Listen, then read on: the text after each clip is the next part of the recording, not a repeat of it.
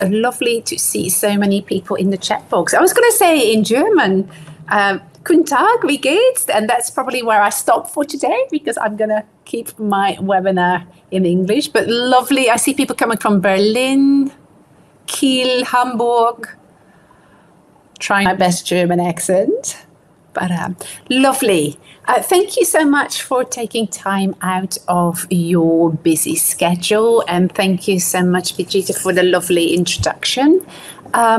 Yeah, I'm not going to speak much about me, but if you want to find out a little bit more, feel free to find me on LinkedIn as well. I'm based in Dubai, where I work as a teacher trainer mostly and some teaching online. Celta tutor, Delta tutor, but I was actually trained as a primary school teacher in New Zealand. So this is where my interest in social emotional learning started and where I also experienced what it actually, the impact of that on our learners in the classroom. At present, I'm doing my PhD in teacher education and really looking at emotional and social well-being of teachers and learners. Anyway, enough about me. You can also see a lovely picture there of the book, Activities for Social Emotional Learning. Loads of things I'm going to talk about are very brief. There's much more detail in this if you are interested, and I'll tell you where you can get the book later as well. But first of all, can you tell me a little bit about your teaching context? Do you teach 1 primary, 2 secondary, 3 adult learners, or maybe a combination, number 4 or other? So if you can let me know in the chat box. Primary, Laura, thank you. Under is other.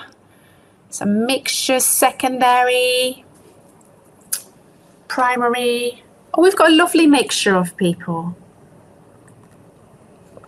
Myron, also secondary as well. Miles, yeah.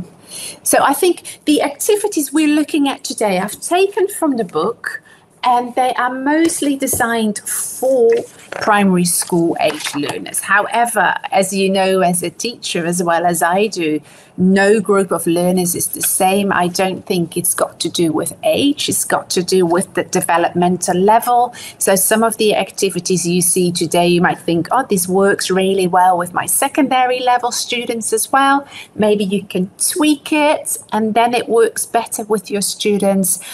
Just want to let you know that there's another webinar, and if I'm not wrong, that is on May the 20th.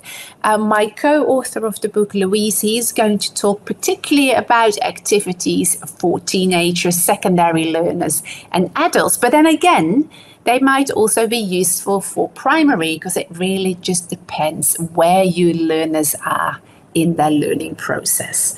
So that gives me a bit of an idea and I can set the expectations with you. So good. Now, I don't know if you've been to webinars that I run before, because I do quite a few webinars, not so much for Delta yet, but I like to keep my webinars quite interactive. So I hope that you're happy to participate. Please use the chat box. It is by invitation only. If you say, I don't want to do it and just sit back and observe what's happening, that is absolutely fine too. But for the next activity, I'm going to invite you to find something. You can find a box or an item, anything in your handbag, on your desk, might even be your phone. With my students, I often say, get a box, or they get their sticky notes that they use in the classroom. So we're just going to do a quick activity and let's see what the effect is of the activity. So feel free to join or just observe. So I find this.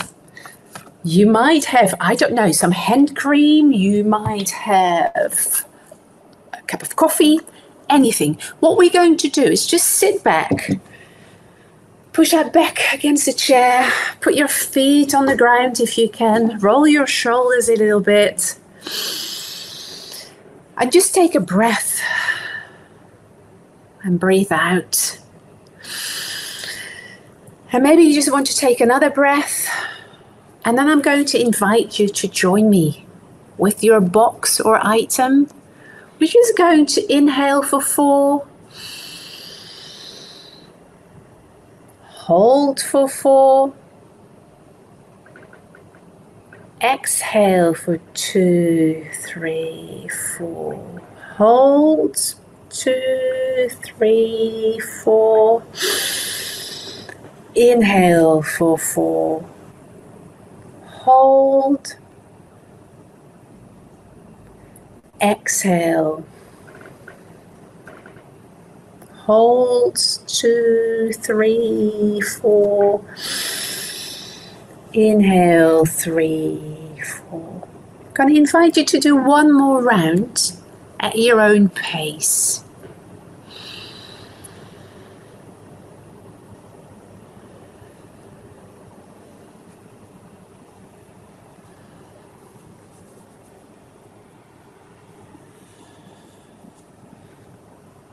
And then slowly come back to your own rhythm of breathing.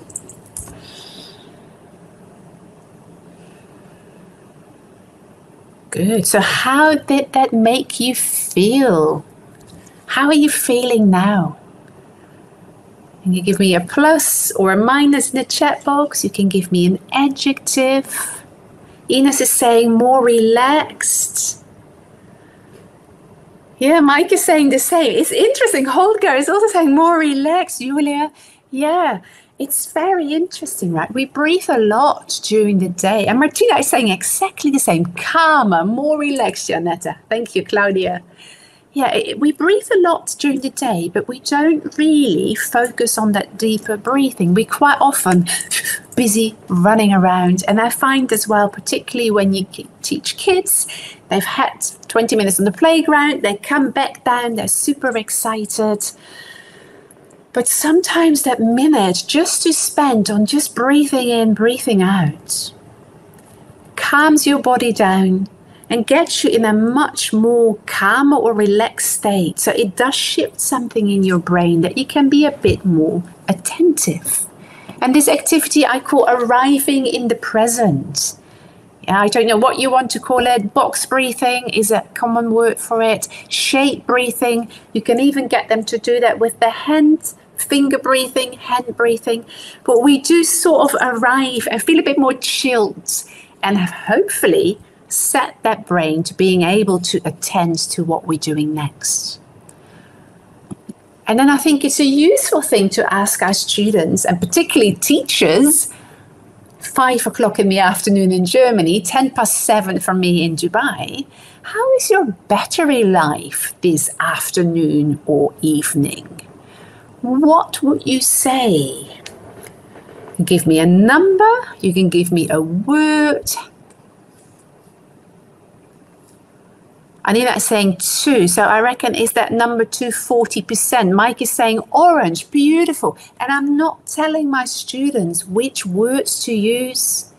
They can activate colors, they can activate numbers. And some of our students will also activate vocabulary of emotions. They might say exhausted, tired, overwhelmed, active. So I see lots of people with yellow and orange, and I think that's absolutely valid. We all know that teachers are super busy, and even 85%, absolutely amazing. Angelica, you feel that? There is no wrong or right, and we can even feel a little bit of 100% because we're excited about the topic, while at the same time we maybe feel 20% orange, red, because we just had such a busy week. Yeah, so that's absolutely fine. I'm not going to ask you to do this, but often I get my students to turn to the person next to them and say, is there anything you would like to add about why you feel like this? Or maybe where you feel this in your body? And of course, big feelings, we often get students saying, oh, I'm really tired. They might feel it in their shoulders. They might feel it in their head. Maybe they're really nervous about something. They feel it in their bellies. Yeah, which is really, really good, again, for them to become aware of how our body feels. And I think in education, we're often focusing very much on what's going on in here, right? Don't worry, there's not more organs coming out. But it's also very important to feel what's going on in our bodies. Right, so other ways of doing this with your students instead of battery life could be, for example, to ask them to put a sticky note on a poster, or maybe you've just drawn on the board 2 smiley faces for being super excited, energetic, and maybe 2 smiley faces in red for being not so happy or exhausted. Give them a sticky. They can, if they want, write their name on the back. They don't have to. They go up and stick it according to which smiley actually resonates the most with them. Yeah. Another way to check in is very simply taking attendance. I don't know if you need to do this, but in my context, we always have to take attendance. And one student would then say, for example, Brigitte, how are you? And if Brigitte says, I'm fine, thank you for asking, then we can tick her name, but we also get a little bit more of that feeling. Yeah, she might say, I'm so-so. And then we start to understand, okay, as a class, she is so-so. What can we ask? What happened? Yeah, where are you feeling this? Why are you feeling so-so? And then Brigitte will go and say the name for the next person. Like, oh, Ines, hello, how are you feeling? And then Ines will answer. So it takes a little bit of time, but it's a good way to practice question asking, but also for them that autonomy to do the attendance check without me reading out all these names. And another way that I really like is get my learners to draw the weather. So what's the weather like in your head? So how are you feeling? But I want you to think about the weather. Is it sunny? Is it snowy? Tell them that it's not going to be an art project. They only get a minute or 2 because little kids often like to make it as perfect as possible. They draw their weather and then they can show their weather to each other. And then they explain why they feel this and where that weather, where do they feel that? Yeah, and this for you is a nice opportunity for them to actually use that language, for you to monitor as well what language they use. But I think so very much for us to get an idea of what is going on besides just learning language. What else are they bringing into the classroom today? What sort of emotions? What sort of feelings? Now imagine you all set 20% to the battery life. You all said it's thunder and lightning in your head.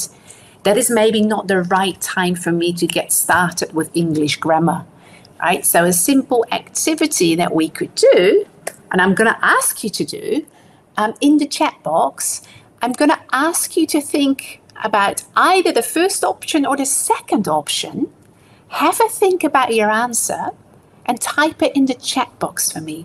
So either share something about one thing that made you smile last weekend, or maybe one happy memory you have from a holiday you recently had, the Easter holiday, for example.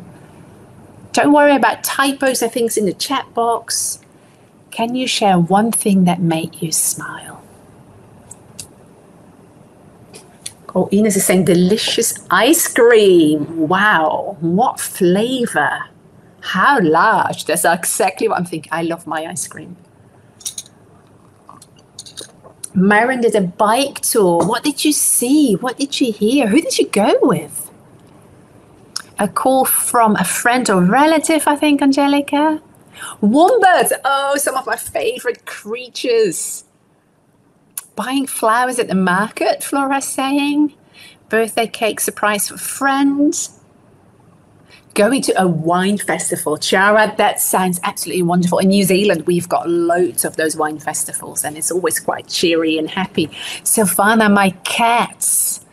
Lovely. Cat videos always make me smile, although I've got 3 cats, quite large cats. They're asleep now, so let's hope they stay there. But good. A yummy meal, Holger. Thank you. Now, did you notice what happened to your face? What happened to your body while you were typing this message? Because normally when I do this in a classroom with my students or with teachers, I can see what's happening, but I can't see you, of course. Julia, Angelica, beautiful. I smiled again. So this is such a powerful thing. A small memory from the past can bring back lots of positive energy, smiles on our faces, and there's a lot of research being done on the impact on our hormones if you smile. If you only already race, if you don't even feel like smiling, you just go like this. Something happens in the chemistry in your body that makes you feel a lot lighter in your brain. Yeah, you're shifting the emotions you had before to something that's lighter. And that is really interesting because that's what we need for learning. We cannot be in a state of sadness because worries take up valuable place in our working memory. So funny, right? Everybody said me too. That is beautiful. So a very simple activity. Get your kids to go like, and then say, okay, now smile. Yeah, or say, okay, watch a cat video, see them laugh. And the energy in the body and therefore also in our classroom really, really changes. Good. Thank you so much for participating. I call this one shifting emotions.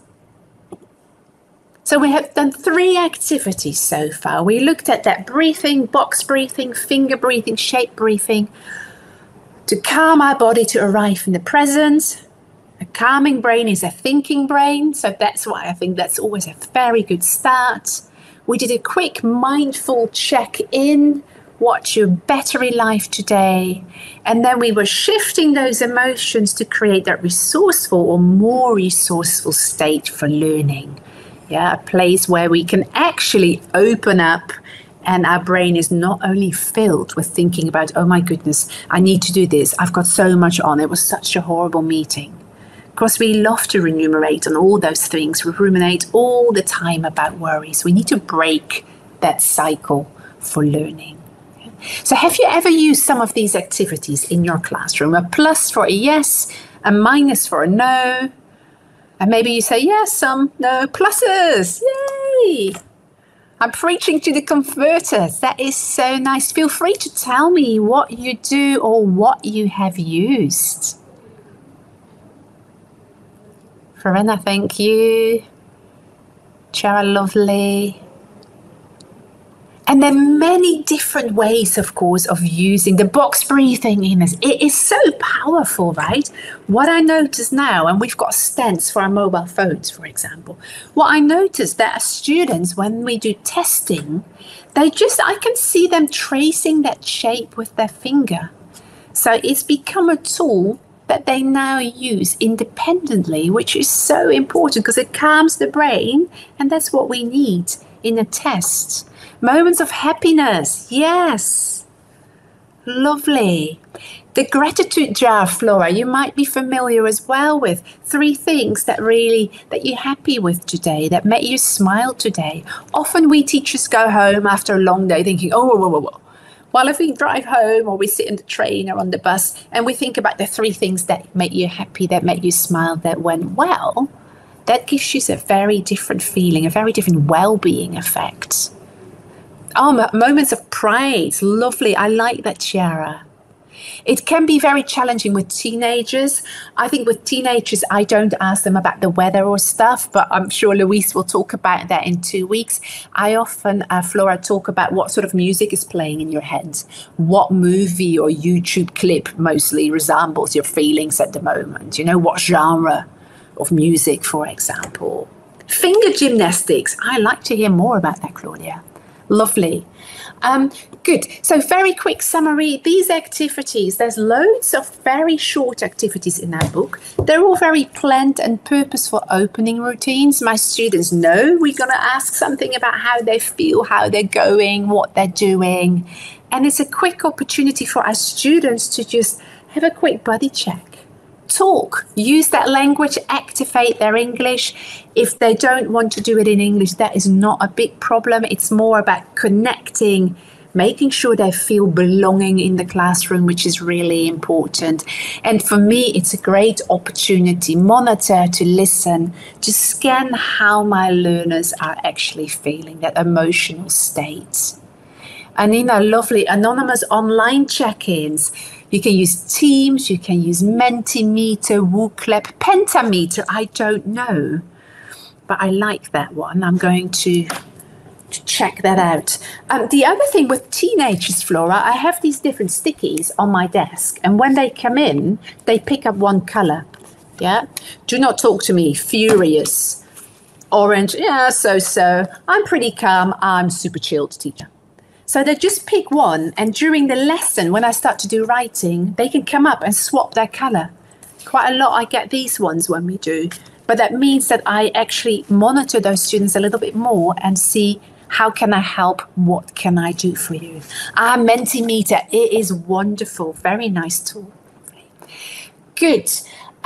So why is this so important? I think you probably already know that learning is very much state dependent. And here I'm going to take you back to my brain, and you'll read more in the book as well about that we have these different systems in our brain. I don't know if anyone is familiar with Paul Gilbert. He speaks about 3 different emotional regulation centers. One is our threat brain. That brain that is always on the lookout to see if there's a lion about to eat us, if there's a tiger about to attack us. But the interesting thing, the threat brain doesn't differentiate between a teacher being stern or giving them, a lower grade, or that lion that start kicking in.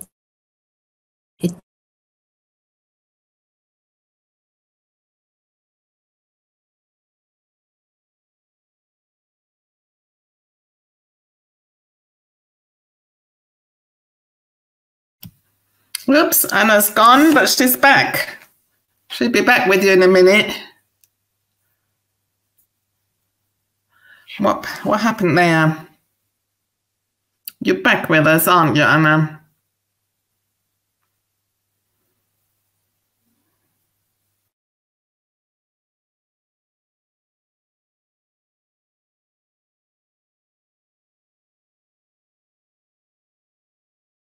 I am back, I hope.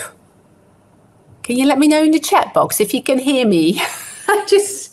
Welcome to Dubai. I had this 2 days ago too. Don't ask me why, but I'm back. Thank you for letting me know. Apologies for this as well. While I was explaining about that threat brain, that's can kick in. And when we shift to the drive brain or the soothing brain, we balance our brain a bit more. So we're much more able to focus on what is in front of us. Good. So thank you, Holger, for the plus. Let's hope. Oh, my goodness. Anyway, I'm not going to say anything, jinxing it. Very quickly, can you let me know in your training as a teacher in Germany or Austria, how much focus was there on social emotional competences? Because I've read a lot of research, and I think in your context, there seems to be more focus for primary school teachers on this. At least that's what I've read. Janet is saying. Very little. Yeah, because my experience as a teacher and a teacher educator in the Middle East, there is very little focus on this. They teach us how to teach English, science, mathematics, history, but they don't really teach us on how to manage emotions. And the thing is that emotions, they direct our attention.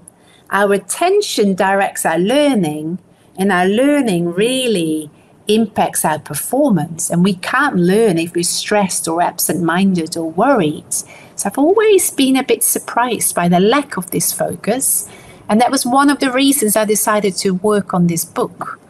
But other than that, you were doing lots of these activities already, so I'm just wondering, how familiar do you feel that you are with social emotional competences? How would you rate your knowledge of what they are and how they work? Yeah, knowledgeable. Lovely. It's good to hear that people have researched and explored this area a little bit already. Yeah, little knowledge, some knowledge, knowledgeable. Yeah, and I think every day there's so much to learn for us as well, right? I still learn every day, and it's just an amazingly huge area that is a little bit underexplored. So for some of you, the things I'm going to talk about today, you might think, yeah, I know this, but hopefully you can see how you can adapt it or use it. And for some of you, you might think, oh, this is new. And then I invite you to experiment with that. But you are the expert in your context. This is not like one way fits all solution. You just have to see how you could use this if you want to in your context with your learners. So what I like to do today is look at social emotional learning, just make sure that we're on the same page, then explore a little bit why I believe it's so important that we focus on that in the language classroom in particular. Even as a primary school teacher, I think it's very important because we have 26 or 36 kids in a class together. But I'm going to particularly focus on language education and experiencing some practical activities. And we did a few, of course, already. Then I also want to introduce you briefly to Louise and I. This is in Madrid last year when we were at the conference presenting about positive psychology. And what you find if you're interested, there's a huge introduction, which is actually quite long in our book, where SEL comes from, why it is important. So it's well underpinned with research. And I'm going to show you some micro strategies today. And this, if you want to find out more, is what you find in the book. 10 activities for primary, I think 12 for secondary, and like 10 for adults. Because I believe that we can still benefit from strengthening our own social emotional skills as well. So if you're interested in buying it, Delta, of course, has it on their website, or simply go to Amazon. So what is it? Let's start with that. What is social emotional learning? So again, I'm going to invite you to use the chat box. When you hear me talk about social emotional learning, social emotional competences, what sort of concepts pop into your mind? And this would be a good one for Mentimeter, right? But I didn't want to use Menti because I don't want to shift between slides when I'm doing a webinar. Expressing our feelings, Julia is saying. Yeah, totally. Emotional regulation, emotional management, beautiful. Martina, Anina, lovely. Janet, interacting with others. Relation, Reinhild. Yes, and the interaction with others, Ines, interesting, has an effect on us, right? So what is the effect and how do we deal with it? Empathy, Holger. I think that is probably for me the most important one, because if we look around the world, you would even be able to say nowadays there's a bit of an empathy crisis. How we deal with the outside. Angelica, lovely. Yeah. So I think one of the challenges talking about social emotional learning, social emotional competences, soft skills, 21st century skills. We have lots of different ways of talking about it, and they're all sort of the same, but not the same. There is a website which I will put on the slides for you. You can check out from Harvard. They are comparing 40 different frameworks for social emotional learning. And I think the most important or the most well-known one, Cassell, you probably have heard of. And indeed, they speak about self-awareness, self-regulation, social awareness, relationship building, and working well with others. So very much, I'm going to show you that in a minute. All these things you've said in the chat box, they very much relate to that social emotional well-being. But there's loads of misunderstandings, I think, as well about what it is. And particularly when I talk to teachers or school principals about using it in school, or even parents, they go like, not sure. So I've got 5 statements here. And I'm going to ask you to have a think for yourself. True? Do you agree? Or do you think, not sure, false, disagree? You do not need to share, completely up to you. I'm just going to be quiet for 30 seconds to let you read and have a think. Agree? Disagree?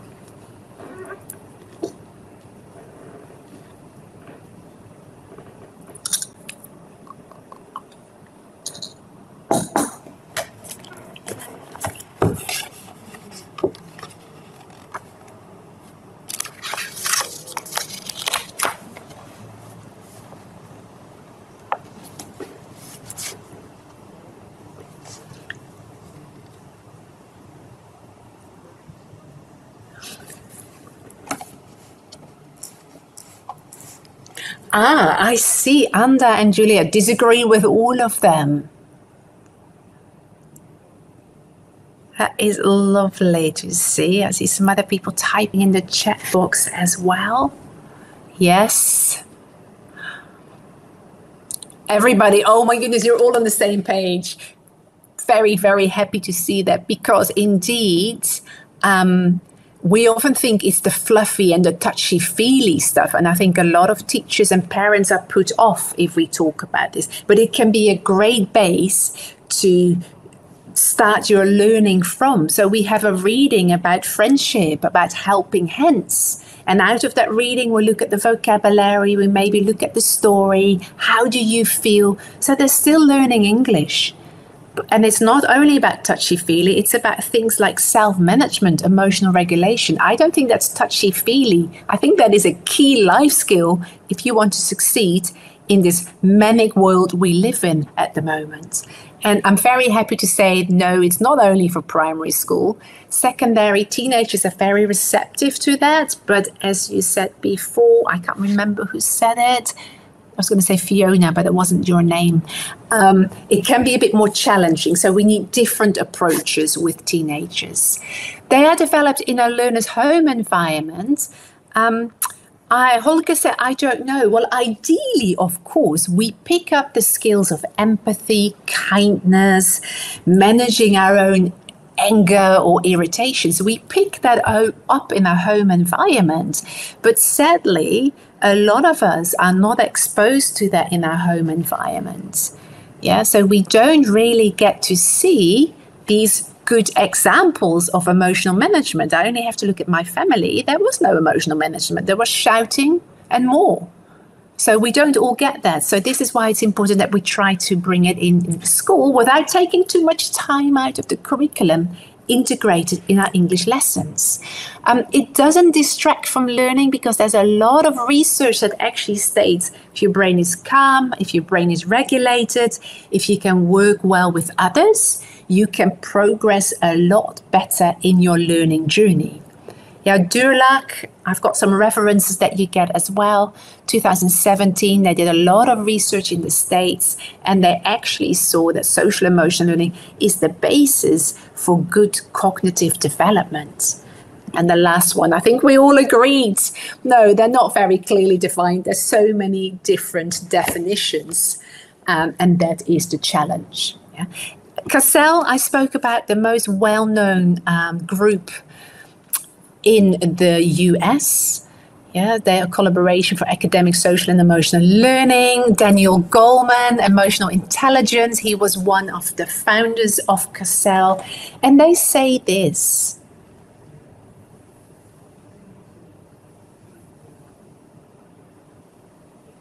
so very much all those different models that Harvard has on that website, what they all have in common, and as you all said in the chat box, it's about your intrapersonal skills. How do you deal with other people? How do you respond to other people? And your interpersonal skills. How do you manage your own disappointment, sadness, anger, learning schedules? Yeah, so the skills to manage yourself, not just to survive, but very much to thrive.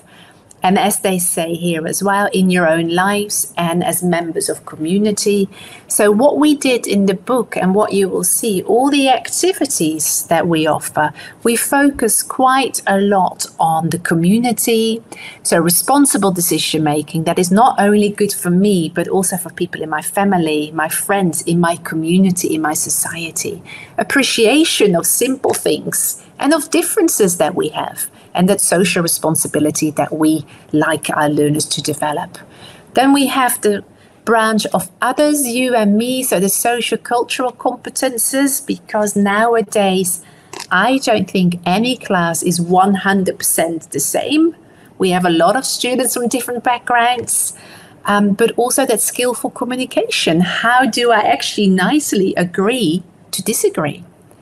And then we have the individual, me, myself, and I, the awareness of my feelings, the awareness of my response or reactions to other people, and how do I manage that so I can respond instead of purely react. And that mindfulness That calming of your brain is a big part of that. So this is how we have divided in our book. So each activity matches with often more than one of these.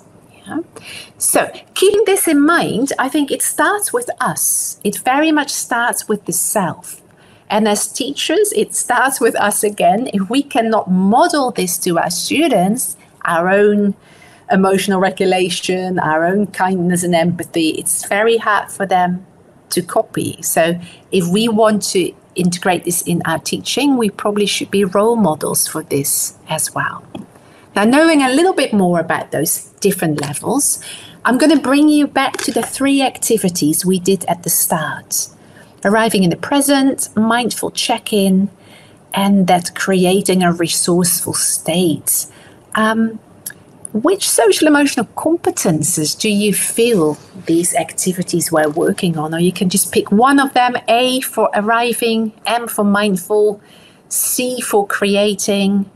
Which social emotional competence was that actually trying to strengthen in our learners?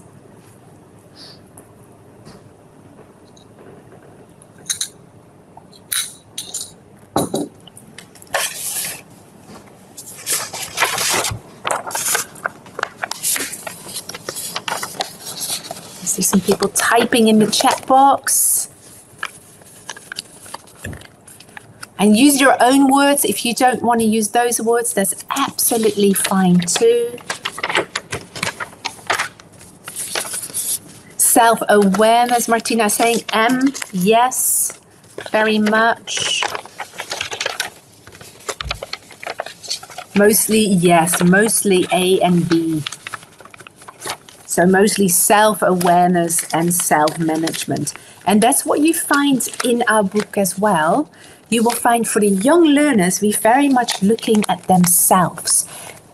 It's very much about where do I feel this? How do I feel this? The weather activity, for example, is in your book.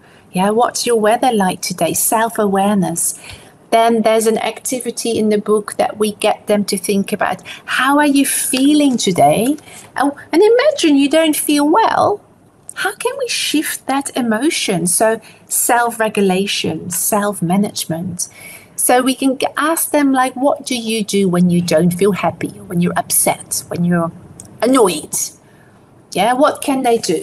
Well, for example, I can have a swig of water, I can go for a walk, I can listen to some music, I can talk to someone. So we brainstorm different things we can do. I can, I can't. I think you get the language point here. And then the next thing is we get our students to make a little mini booklet. In the book, it teaches you as well how to fold that. It shows you. And in the booklet, they write their thermometer, how they feel, red, orange, yellow, green. And then, okay, to calm my mind, I can, and then they draw and write their activities. Now, again, this is a little toolbox that they can put in their drawer, they can take home. And then when they start to feel that volcano erupting, they can go to the booklet and they can say, okay, I can have a drink of water. I can talk to my teacher. I can think about a beautiful song in my head. Yeah, so this is really a little toolkit for our students. So, good. Now, again, now we have more understanding. I'm pretty sure, and I'm not going to ask you to share everything with me, but if you want, you can put something in the chat box. What sort of things do you already do that grows or strengthens your students' social emotional competences? Because I think you might have noticed I don't say so much develop. And Holger, this goes back to your point. Students have some of it. We're born with a certain level of empathy. We're born with a certain level of being willing to be kind, because that's what we needed when we were living in the wild to survive. We had to be part of the tribe. Relationship skills were essential for survival. But we need to strengthen them, because not all children have been given the tools at home to strengthen them, to calm their emotions. Yeah, so that's why I always speak about develop, grow or strengthen instead of develop. So I'm I'm sure you do loads of that already, and I hope you can see the link with that language learning as well. Yeah, so let's have a look then at the why. Often when I talk about this with teachers, and I don't know how you feel about it, I get these sorts of comments. Yeah, I'm an English teacher. I'm not a social worker, and honestly, I haven't got enough to do in my classroom. Yeah? So some people think it is extra when we look at social emotional learning. Well, I very much think it is the plate that we build our learning on. If we don't have the plate, where are you going to put the food for thought on? So I take a slightly different approach. And I don't know how you feel about this statement. Do you agree? Do you disagree? You can give me a plus, you can give me a minus.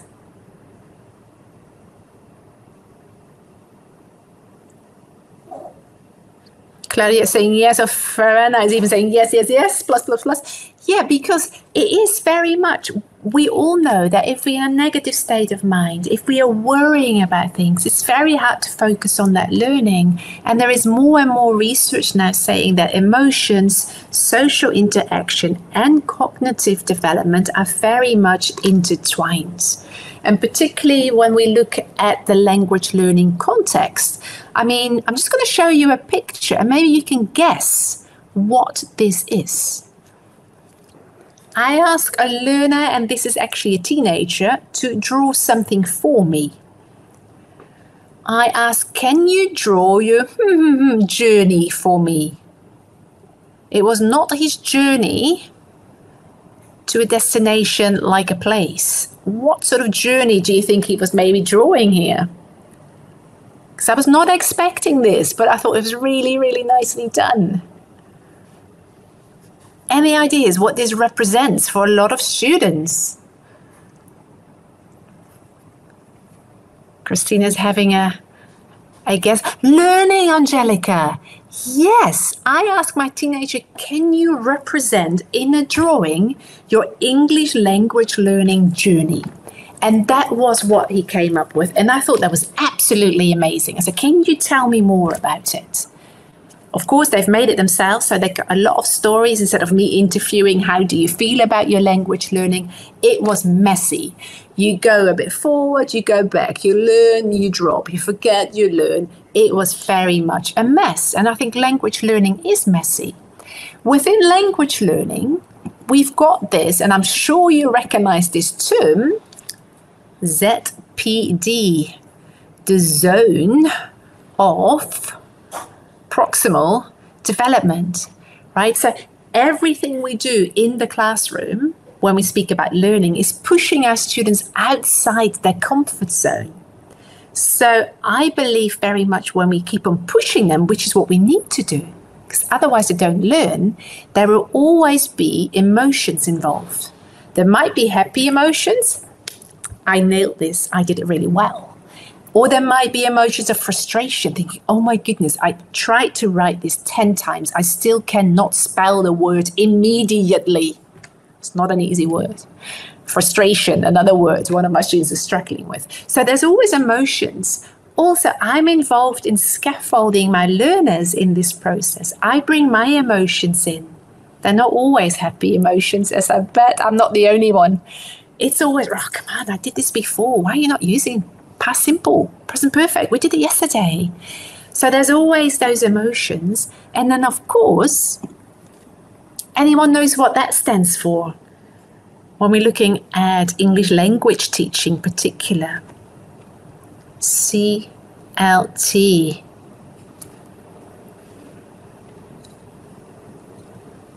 Communicative. And if you don't know, you might feel now, oh, how annoying, I don't know. And so these are the emotions already that we get, right? Communicative language teaching. So what we try to do, particularly in the English language classroom, we want students to use the language. It's no longer like when we were at school, where you had to listen to a poem in German and I'd like to say something. I had to read a book and I'd like to say something. No, we want them to use the language together.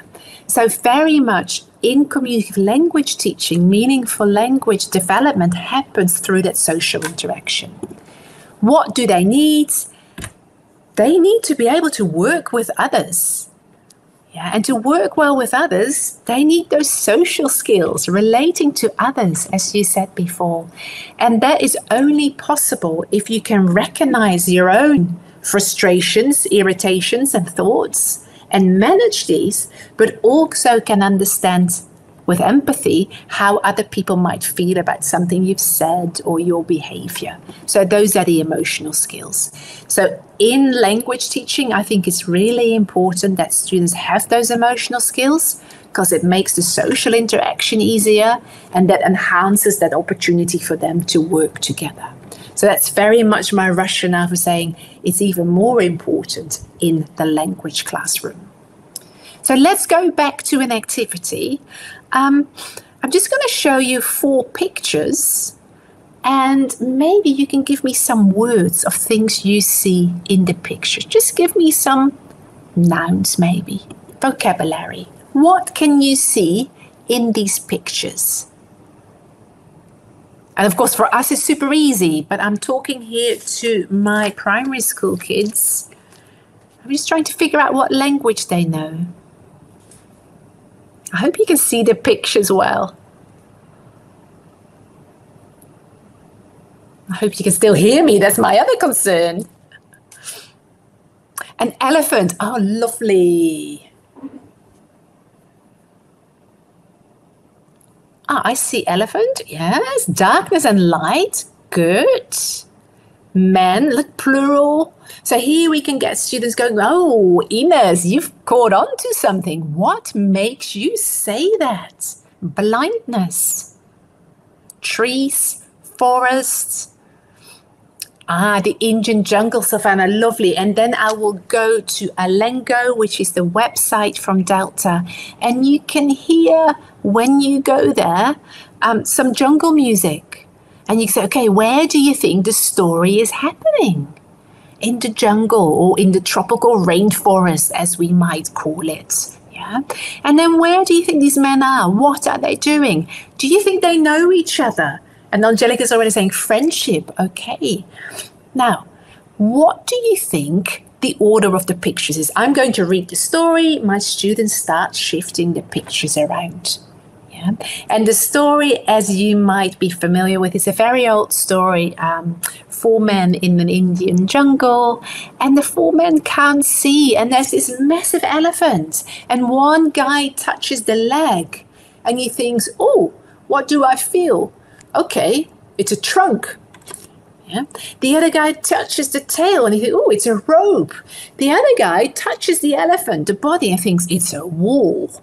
And the other guy touches the ear and he thinks it's a leaf, a big, big leaf. And they all start arguing because they can't see. They're just touching. And in the end, they put all the information together and they find out it's an elephant. So what sort of social emotional skill am I trying to get across to my students here? Anyone wants to guess? 4 different people feeling 4 different parts of the elephant, which is, of course, the challenge. Cooperation, yes. Ah, Anina, beautiful. That people have different perspectives. Reinhild, that when we work together and communicate, that we actually collaborate and can find a solution.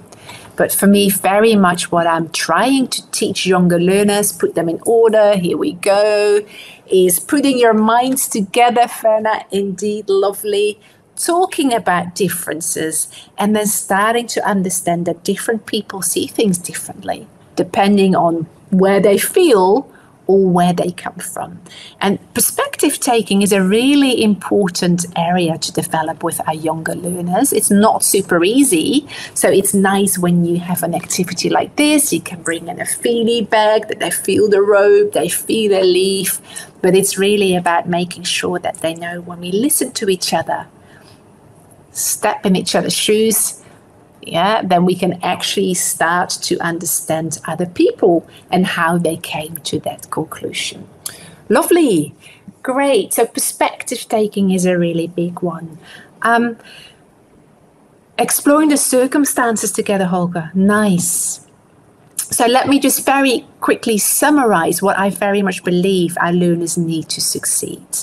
They, first of all, need a psychologically learning environment. They need to understand and, you know what, deal with their feelings. They need to manage their thoughts. They need to then be able to relate and go on with others and focus their thinking.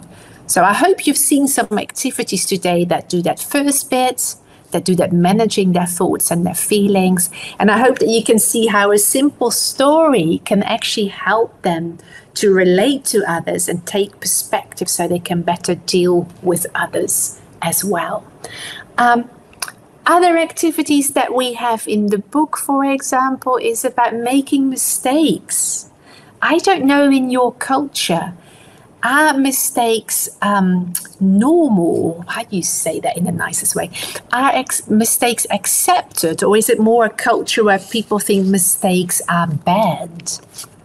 Would love to hear from you in the chat box. If mistakes are okay, give me a plus. If you say, no, that's not something in our culture. Because I taught in Japan for a couple of years, and that was not something you do. You lose face. Mistakes are bad, Ines. Yeah, it's probably also dependent on the parents, the context our students are in. They're not so accepted, Flora. Yeah, and particularly I think in some families and teenagers, they don't want to lose face in front of others. So I made a big point of that because this was something that wasn't accepted in my family. And then in 2009, I was in Indonesia, and one of my friends gave me a book called The Growth Mindset from Carol Dweck. And I started reading that, and that totally changed my life. Mistakes are learning opportunities. They do not define you. So ever since, I've always taken to the classroom a big poster which says mistakes are welcome. And I want my students to make mistakes, and we celebrate that, and we see that as a beautiful opportunity to know what we can improve. Yeah, so that is something I feel very strongly about. So there's readings about different mistakes kids make, how we can then apologize, and also questions we need to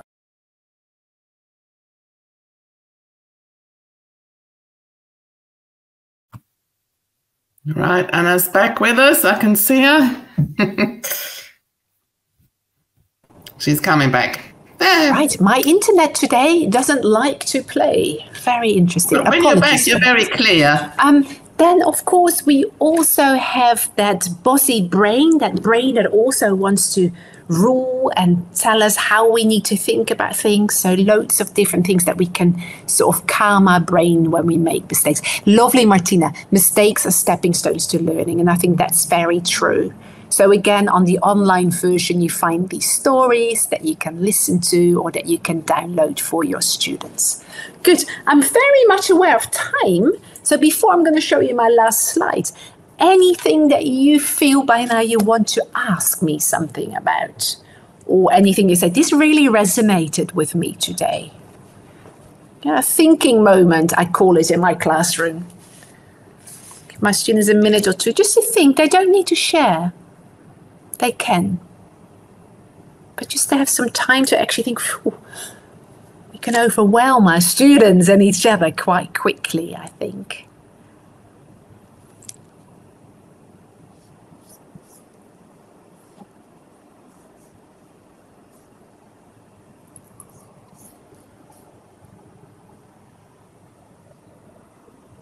Yeah, I was seeing Salah's the plate door. Yeah, I think that for me is the beginning, that foundation. Those skills enable them to do better in their learning. Nice way to start the lesson. Thank you for sharing that, Ines.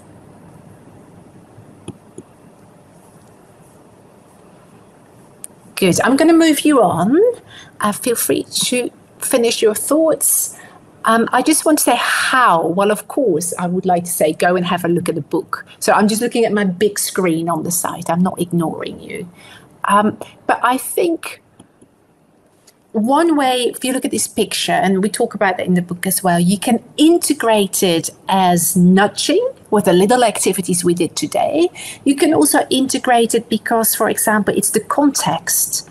So that reading about mistakes is the context, right? And out of that, we can pull the language. I can't remember what I focused on, but it could have been passive voice, for example. The elephant story is all about past simple pronunciation. Yeah, so there's loads of things in there, but the context is the SEL and the language, a bit like CLIL. We pull out of that for our learners. So very much, I think the first thing for us teachers is to model this in the classroom. Because if we don't show it, they don't see what they don't behave, what they don't see. What they see is what they do, I always say. We can sprinkle it in with the activities Sylvana's just saying that she loved to just starting the lessons with. There's little sprinkling activities. There's loads in our book as well. And they are about how we monitor. They are about how we do our feedback. They are about how we do those mindful check-ins.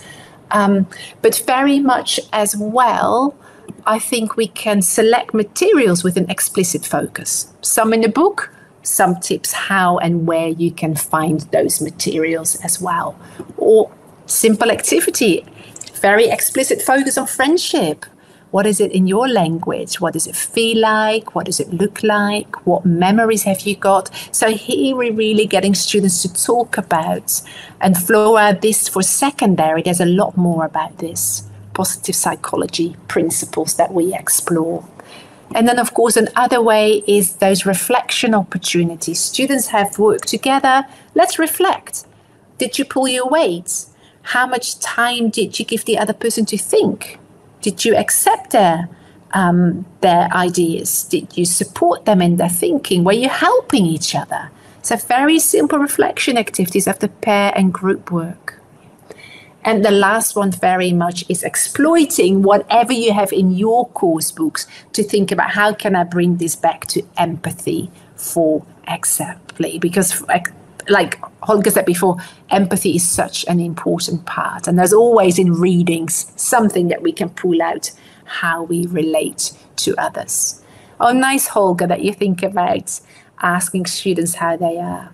Yeah, it's such an important thing. We often don't respond if people say, I'm not well, but we're not asking it just for fun, right? It can tell us a lot about what's going on in life with our students. Good. I'm going to go towards the end. I'm just going to show you, if you want to insert more focus, think about where can I insert it in my lessons, plan it in advance, optimize those opportunities when they're asking questions about a topic. Welcome it when people talk about their emotions. Don't shy away. It's okay. We've all feel that. We've all felt like that. It's normal to have those feelings. Exploit whatever you have. And above all, I think very important that we build relationships with our students. That is probably the most important one. And above all, it all starts with you. Yeah, if we don't have those skills, it's very difficult to teach them and integrate them in our lessons.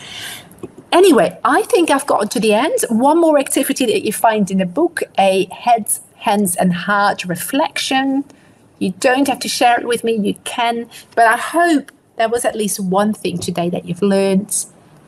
I don't know how you feel about the topic now, maybe inspired, more willing to try, and maybe you have been able to identify one actionable step that you might take on and experiment with in your lessons.